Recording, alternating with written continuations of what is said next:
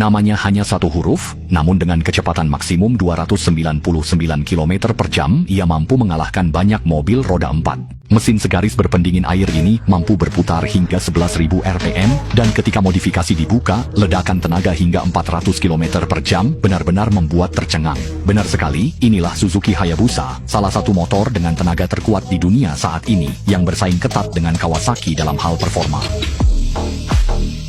Generasi pertama Suzuki Hayabusa lahir tahun 1999 dengan tujuan jelas menjadi motor produksi massal tercepat di dunia dan berhasil mencapainya. Namun, karena khawatir Eropa akan memberlakukan pembatasan kecepatan motor, Suzuki, Kawasaki, dan Honda mencapai kesepakatan yang mengharuskan motor produksi massal berikutnya tidak boleh melebihi kecepatan maksimum 300 km per jam. Jadi, sejak tahun 2000, semua motor dilengkapi dengan pembatas kecepatan elektronik. Hayabusa dilengkapi dengan mesin DOHC 4 silinder segaris berpendingin air berkapasitas 1340 cc yang mampu menghasilkan 190 tenaga kuda pada 9700 rpm. Batas maksimal redline-nya adalah 11.000 rpm. Berbeda dengan Kawasaki yang menggunakan rangka aluminium twin spar, Suzuki Hayabusa sejak tahun 1999 hingga sekarang masih memakai struktur rangka double cradle dari baja. Namun ini bukan berarti kalah dari aluminium. Perlu diketahui, baja yang digunakan ini adalah baja bermutu tinggi.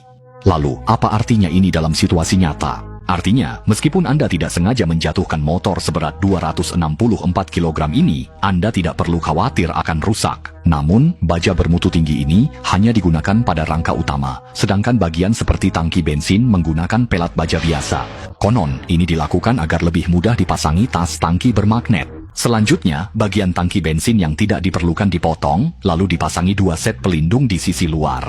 Kemudian, dipasang juga plat identitas khas Hayabusa, dan dengan itu, kita telah menyelesaikan tangki bensin aksesori kedua. Untuk menonjolkan keunikannya, Suzuki juga sengaja menambahkan beberapa garis dekoratif di permukaan, guna mengurangi kelelahan visual akibat warna yang seragam. Untuk bagian cangkang fairing, utamanya menggunakan plastik rekayasa yang lebih ringan dan murah dibandingkan serat karbon. Bahkan jika ditekuk pun masih memiliki kemampuan untuk kembali ke bentuk semula. Sekarang, mari kita masuk ke ruang perakitan. Pertama, ban beserta peredam kejut dipasang di bagian depan, lalu fairing yang sudah dilengkapi kaca spion dipasang di atasnya. Setelah semua persiapan selesai, kita bisa mengeluarkan komponen andalan yang sudah lama dinantikan. Luasnya setidaknya menutupi setengah pelindung. Logo Hayabusa yang selama bertahun-tahun tidak pernah berubah. Tak heran ada yang bilang membeli motor Suzuki itu seperti membeli huruf ini. Terakhir, sarung jok diletakkan di atas rangka sambil ditekan dan didorong dengan kedua tangan agar terpasang dengan kuat. Berbeda dengan lini produksi otomatis lainnya, lini produksi Suzuki lebih mengutamakan tenaga manusia. Seperti barisan panjang di kedua sisi yang tak terlihat ujungnya, puluhan orang bekerja rapat, kebanyakan merakit dengan tangan menggunakan alat semi-otomatis. Namun, hal ini sangat mudah menimbulkan risiko lain yang tak terduga, yaitu masalah kualitas. Tahukah kamu, ada perlakuan khusus yang jarang diketahui orang terhadap sebuah motor yang lolos uji sebelum sampai ke tanganmu? Mari kita masuk ruang kedap suara untuk mempersiapkan pengujian kebisingan dan emisi tahap keempat untuk sepeda motor 2 roda dengan kapasitas mesin lebih dari 80 ml dan kurang dari atau sama dengan 175 ml.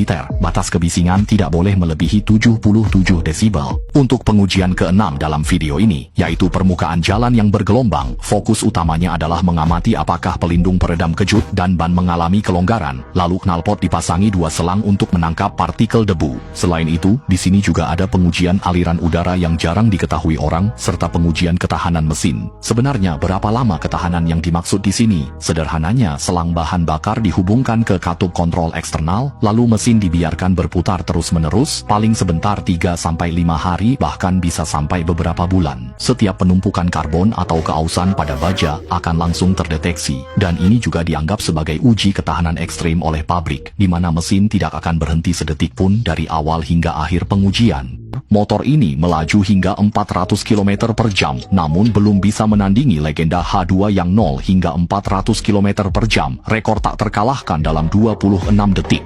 Selain itu, demi memenuhi standar Euro 5, Suzuki menggabungkan sistem pembuangan menjadi 4 kedua dan menghabiskan banyak waktu menurunkan tingkat kebisingan dari 92 desibel menjadi 91 desibel. Jangan anggap remeh hanya menurunkan 1 desibel, karena hasil akhir ini didapatkan setelah 1 tahun penuh. Lalu, menurutmu apa arti dari kata Hayabusa pada Suzuki Hayabusa? Menurut informasi, di luar negeri ada sejenis elang pemburu kecil yang saat menangkap mangsa akan menukik tajam dari ketinggian dengan kecepatan yang bisa mencapai 300 km per jam. Inspirasi desain Suzuki Hayabusa memang berasal dari burung itu. Jadi, ketika kamu melihat seseorang mengendarainya, mereka bukan duduk tegak, melainkan berkendara dengan posisi seperti terbang rendah di atas tanah.